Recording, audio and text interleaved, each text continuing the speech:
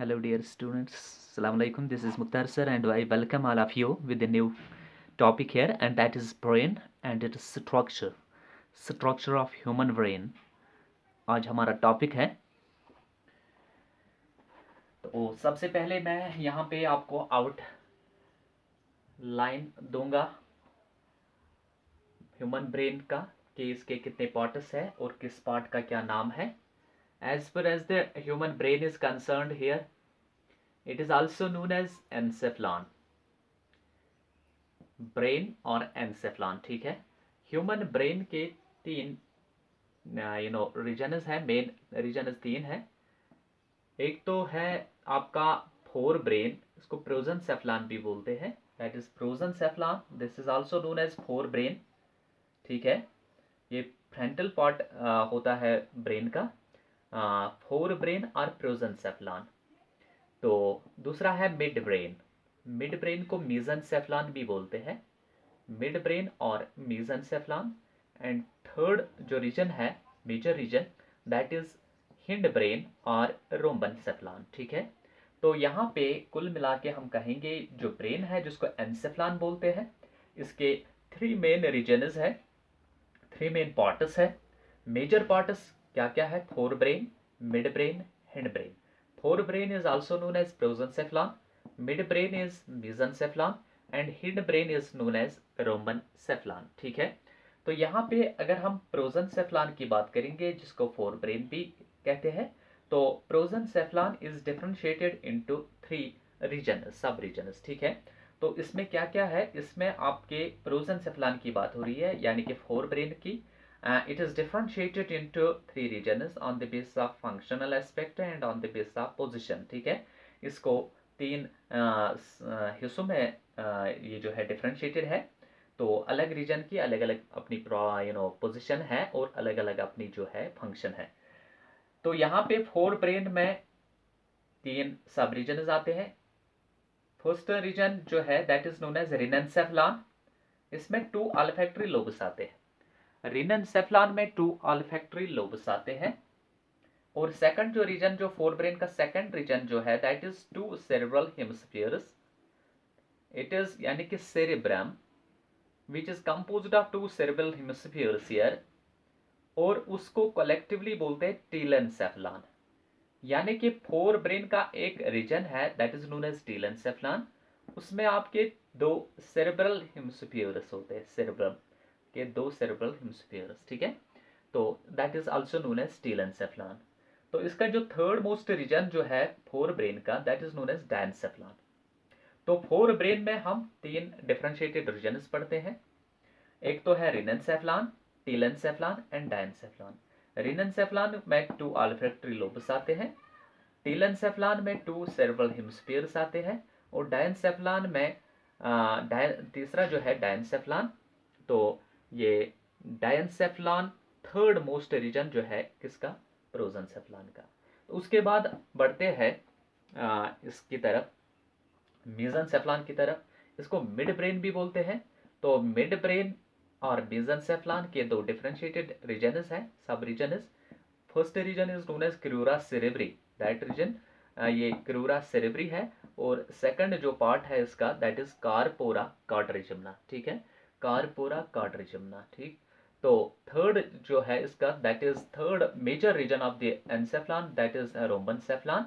रोमनसेफ्लॉन को hind brain भी कहते हैं। तो हिंड ब्रेन के जनरली दो सब रीजन्स होते हैं, एक तो है मीटेनसेफ्लॉन, दूसरा है माइलेनसेफ्लॉन। मीटेनसेफ्लॉन में पॉनस विरोली आता है और सेरिबेलम आता है। यहाँ पे सेरिब्रल सेरिब्रल हेमिस्फीयर्स है ये, यानी कि सेरिब्रम है, और ये सेरिबेलम होता है, ठीक है। ये बैलेंस का काम करता है, पोस्चर बॉडी पार्ट्स को बैलेंस करता है। तो erect posture of the individual is maintained by virtue of that this balancing organ here, that is cerebellum. This comes under the metencephalon, ठीक है।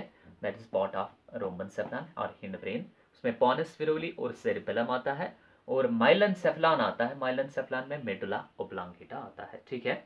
तो यही पार्ट्स हम वन बाय वन पढ़ने जा रहे हैं हम। शाबाश।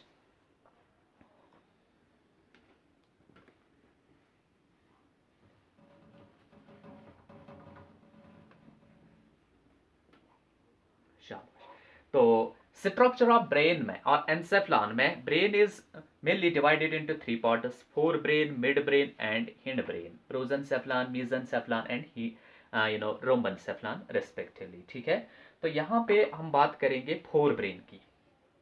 पहले हम उठाएंगे फोर ब्रेन।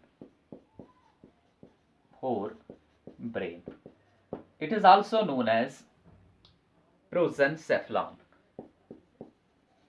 प्रोजेंसेफ्लॉन, ये फोर ब्रेन है। इसमें डिटेल्ड अकाउंट में हम जाएंगे कि फोर ब्रेन में, जैसे कि मैंने अभी बोला कि फोर ब्रेन में रीनेंसेफ्लॉन होता है, टू ऑल्फैक्टरी लोब्स जिसमें आते हैं, टीलेंसेफ्लॉन होता है, टू सेरेब्रल हेमिस्फीयर्स जिसमें आते हैं, और डायंसेफ्लॉन आपका आता है। ठीक है, तो इसको हम वन बाय वन पढ़ेंगे कि क्या है ऑल्फैक्टरी लोब्स। तो फोर ब्रेन में सबसे पहला वाला जो पार्ट है,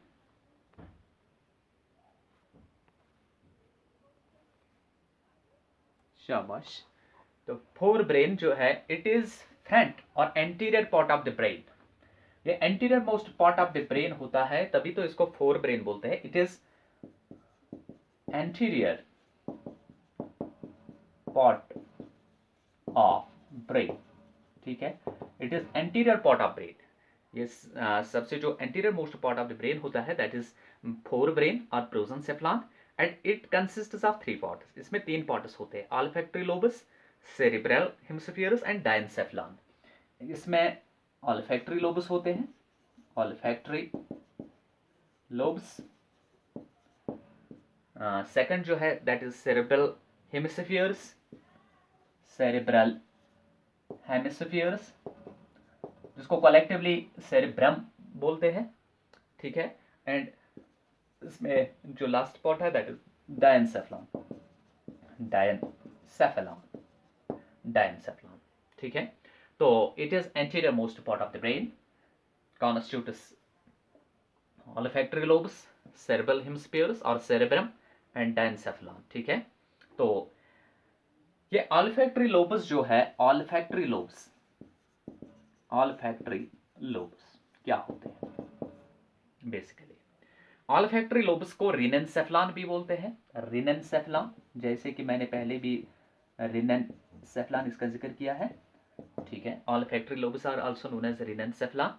These are a pair of small solid club shaped structures। ये स्मॉल पियर में आते हैं, एक पियर में आता है ये olfactory lobes, दो होते हैं ये।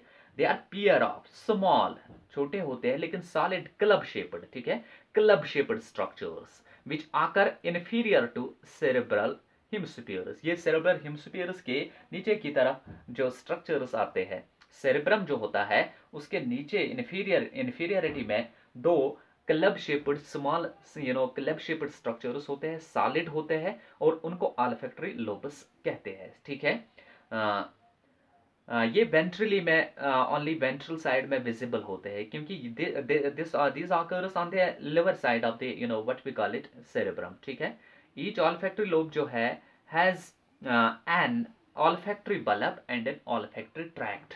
तो यहाँ पे ये जो ऑल्फैक्टरी लोबस होते हैं, ये क्या होते हैं? These are small solid club shaped structures which occur in the lower side or inferior side of cerebrum, which occur in the inferior side of or inferior part of cerebrum। Cerebellum नहीं है, cerebrum है। ठीक है, तो four part का brain, fore brain का part है। तो यहाँ पे जो है ये स्मॉल पियर शेपर्ड, स्मॉल एक पियर में आते हैं, सॉलिड क्लब शेपर्ड होते हैं स्ट्रक्चर्स। तो ये वेंट्रली ज़्यादा विजिबल होते हैं। तो जिसमें अगर ऑल्फैक्टरी जो लोब है उसमें दो यानी कि पार्ट्स होते हैं, दो सब रीजन्स होते हैं। एक तो ऑल्फैक्टरी बल्ब होता है एंड ऑल्फैक्टरी ट्रैक्ट। इसका ऑल्फैक्टरी बल्ब होता है और ऑल्फैक्टरी ट्रैक्ट होता है। ठीक है, ऑल्फैक्टरी ट्रैक्ट, ये यहाँ पे अगर ऑल्फैक्टरी पूरा ऑल्फैक्टरी लोब है, ये पेयर्स में आता है. These are two in number and this is the first part, the anterior part of the this olfactory lobe, that is olfactory bulb. इसको olfactory bulb बोलते हैं. And this one is olfactory tract. Olfactory tract here. ठीक है, यानी कि in nutshell we can say that olfactory lobes are two in number. These are small solid club-shaped structures and which occur on the inferior side of the what we call it cerebrum or cerebral hemispheres. And this each olfactory bulb, each olfactory जो lobe है उसके दो हिस्से होते हैं, दो reason है. एक तो है olfactory bulb एंड सेकंड जो है that is olfactory tract. ठीक है, तो ये चीज़ें इसमें आपको देखने हैं, olfactory bulb and olfactory tract.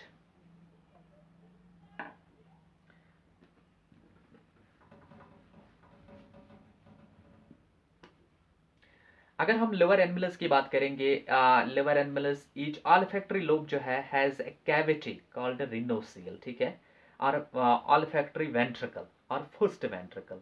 However it is absent in case of humans. यहाँ पे olfactory जो है olfactory, ये olfactory लोब जो है इसमें olfactory bulb and olfactory tract, ये बल्ब है, ये वाला हिस्सा बल्ब है और ये वाला olfactory tract है. ठीक है, ट्रैक्ट है. लेकिन लोअर एनिमल्स में क्या है कि वहां पे olfactory लोब जो है it bears a cavity there and that cavity is known as rhinocele. ठीक है, और फर्स्ट वेंट्रिकल और olfactory ventricle. यानी कि इन लोअर एनिमल्स ठीक है, olfactory lobe has a cavity. Olfactory lobe has a cavity called, उस कैविटी को बोलते हैं olfactory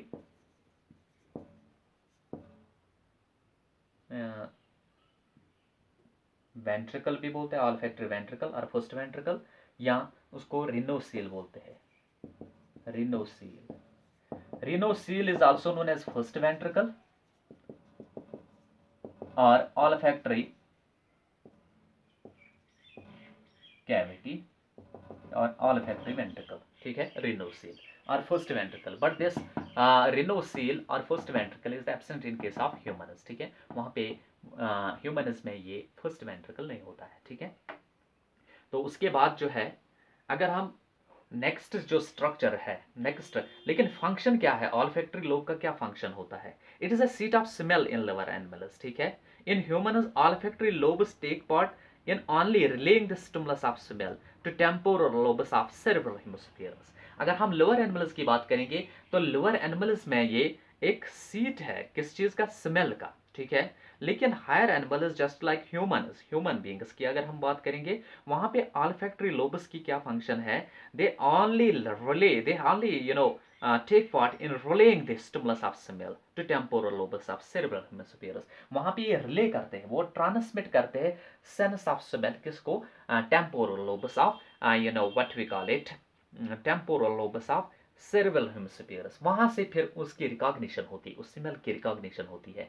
हम हमारे मतलब ह्यूमन्स की बात करेंगे वहां पे olfactory lobes स्मेल परसीव नहीं करते, स्मेल की रिकॉग्निशन नहीं करते हैं, वो जस्ट उस स्मेल की जो सिग्नल है उसको ले जाते हैं temporal lobes of cerebral hemispheres. ठीक है, तो एज पर as the function of olfactory lobes is concern, यानी कि फंक्शन क्या है olfactory lobes की, फंक्शन ऑफ olfactory lobes ठीक है, तो in lower animals olfactory lobes क्या करते हैं कि these are seats of smell. In liver animals olfactory lobes acts as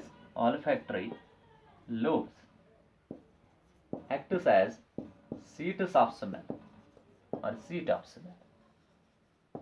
ठीक है, seat of smell. Whereas in humans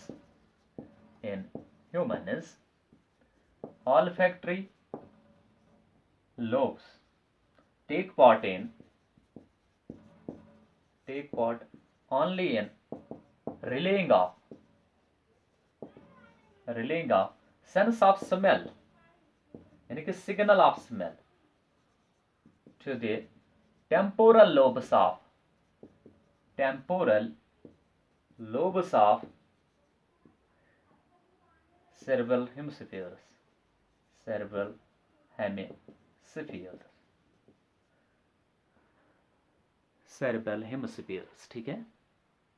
So these are the functions of olfactory lobes in case of liver animals and what we call it higher animals including humans. तो forebrain की बात चल रही है यहाँ पे. We are discussing the structures related to the forebrain, that is prosencephalon, and this prosencephalon, as you know, constitutes three main important regions. One is known as rhinencephalon, that uh, comprises olfactory lobes, and second is cerebrum or cerebral hemispheres. Second part जो है that is cerebrum or cerebral hemispheres. Cerebral hemispheres ठीक है. तो cerebral hemispheres क्या है? It is the largest part of the brain, constituting nearly 80% of the whole. Cerebrum is made up of two halves ठीक है. इसमें two halves hemispherical in nature होते हैं, उनको cerebral hemispheres बोलते हैं. यहाँ पे cerebrum की अगर हम बात करेंगे तो cerebrum क्या है? It is the largest part of the brain and constitutes nearly 80% of the whole. यानी कि जितना भी जो है टोटल ये जो फोर ब्रेन का स्ट्रक्चर है उसमें सेरेब्रम ही ज़्यादा 80% कॉन्स्टिट्यूट करता है ठीक है. कॉन्स्टिट्यूट 80% ऑफ द होल यानी कि पूरा ये जो आपका फोर ब्रेन है उसमें सेरेब्रम जो है मेजर पार्ट होता है ठीक है. तो इसमें दो हाल्व्स होते हैं. तो these are hemispherical in nature, hemispherical in overview, and these are known as cerebral hemispheres ठीक है. तो यहाँ पे cerebrum जो है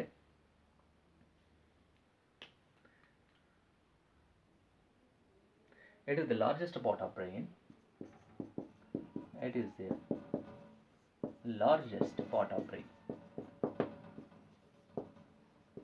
तो obviously function भी ज़्यादा होगी. तो largest part of the brain consisting or constituting ठीक है, constituting 80% of the whole. पूरे सब का मिला के ये 80% होता है. तो it is made up of two halves. It comprises two hemispherical halves called cerebral hemispheres. cerebral hemispheres होते हैं. तो अगर हम मैमल्स की बात करेंगे तो एक cerebral hemispheres जो होते हैं cerebral hemispheres, these are connected at a region. These are connected, attached to each other at the inferior side by a thick curved band of about 200 million myelinated nerve fibers, and that is known as corpus callosum. Mammals में ये अगर हम यहाँ पे humans की बात करेंगे वहाँ पे कॉर्पस कैलोसम होता है. ह्यूमन्स भी मैमल्स में ही आते हैं. तो corpus callosum is the characteristic feature of what we call it the mammals. तो मैमलियन ब्रेन. तो यहाँ पे ह्यूमन्स की बात हो रही है तो ह्यूमन्स में भी कॉर्पस कैलोसम जो है ये एक band of thick curved band of about 200 million myelinated nerve fibres होता है जो कि अटैच रखता है एक सेरेब्रल हेमिस्फीयर को दूसरे सेरेब्रल हेमिस्फीयर के साथ ठीक है. दैट इज सेरेब्रल हेमिस्फीयर्स और सेरेब्रम हियर ठीक है. तो क्या है कि टू सेरेब्रल हेमिस्फीयर्स जो होते हैं और separated by deep longitudinal fissure. वहाँ पे एक ये सेपरेट होते हैं. ये अगर यहाँ पे एक सेरेब्रल हेमिस्फीयर है ये दूसरा सेरेब्रल हेमिस्फीयर है. सपोज दिस इज एक दो these are here two cerebral hemispheres and these are separated by a fissure. ये यहाँ पे डीप लॉन्गिट्यूडनल फिशर जो है ये फिशर जो यहाँ पे है. तो इस यही फिशर लॉन्गिट्यूडनल फिशर डिवाइड करता है दो सेरेब्रल हेमिस्फीयर्स को. फ्रॉम ईच अदर, ठीक है, that is longitudinal fissure, and they are attached to each other on the inferior side. Inferior side जो लोअर साइड होता है उसका, ये अगर डोर्सल साइड है, इसके वेंट्रल साइड के लोअर में जो साइड पड़ता है उसको इन्फीरियर साइड बोलते हैं, ठीक है। तो उस इन्फीरियर साइड में वो अटैच होते हैं, ठीक है, ठीक है, बाय 10 सेंटीमीटर लॉन्ग थिक। यहाँ पे ये किसी जगह अटैच होते हैं इन्फीरियर साइड में by 10 centimetre, 10 centimetres long thick band of thick band of about 200 million, ठीक है, about 200 million myelinated nerve fibers, million myelinated nerve fibers, उसको बोलते हैं कार्पस कैलोसम, कार्पस कैलोसम, एक कार्पस कैलोसम होता है, ठीक है। तो कार्पस कैलोसम जो है that is the characteristic feature of mammalian brain here. तो क्या है कि these are two cerebral hemispheres of a cerebrum, and these are separated by a deep longitudinal fissure here, that is here, this indicated by that here। लेकिन lower inferior side में क्या होता है इसका, इसका एक 10 centimetre thick band of 200 myelinated nerve million 200 million myelinated nerve fibres का, उसको कार्पस कैलोसम बोलते हैं, ठीक है। ये अटैच रखता है इन्फीरियर साइड में ये इनको, तो दैट इज कार्पस कैलोसम।